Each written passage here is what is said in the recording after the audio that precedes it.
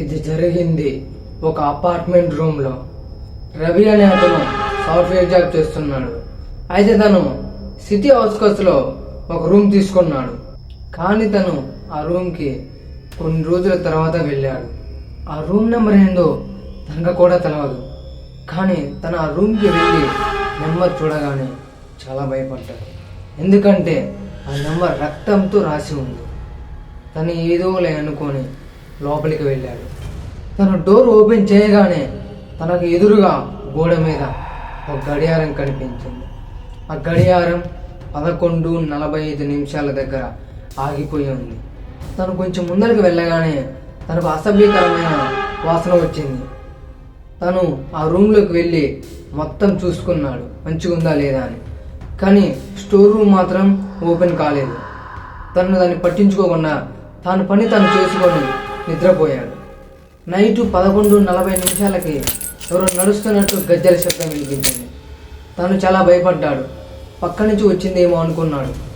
కానీ కరెక్ట్గా 11:45 tick tick tick అనే శబ్దం వచ్చింది. తను లేచి చూడగానే ఆగు ఉన్న గడియారం తిరుగుతుంది. రవి చాలా భయపడ్డాడు. అసలు ఇది ఎలా సాధ్యమా, ఎలా తిరుగుతుంది అని చాలా భయంతో పడుకున్నారు. తెల్లవారింది. లేచి చూసేసరికి ఆ గడియారం ఆగిపోయి ఉంది.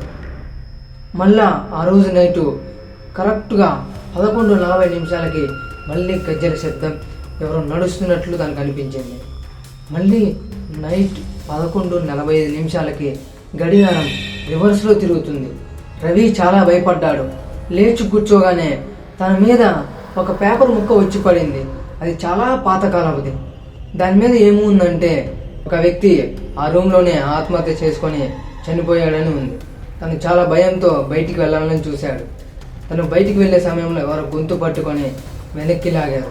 తను స్పృహ కోల్పోయాడు. లేచి చూసేసరికి ఒక స్టోర్ రూమ్లో ఉన్నాడు.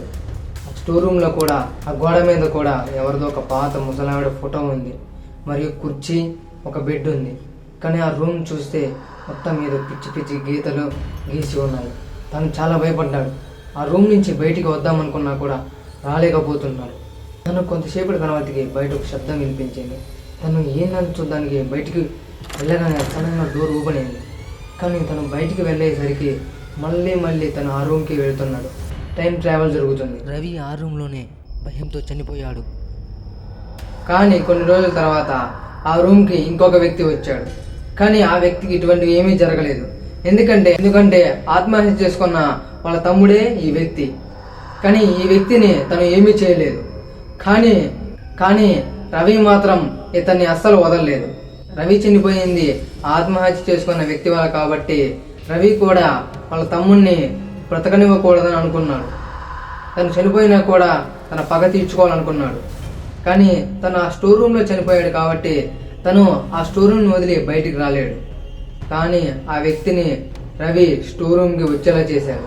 స్టోర్ రూమ్కి వచ్చిన తర్వాత రవికి ఏదైతే జరిగిందో ఆ వ్యక్తికి కూడా అదే జరిగింది. చివరికి ఆ వ్యక్తిని ఆ రవి చంపేశాడు.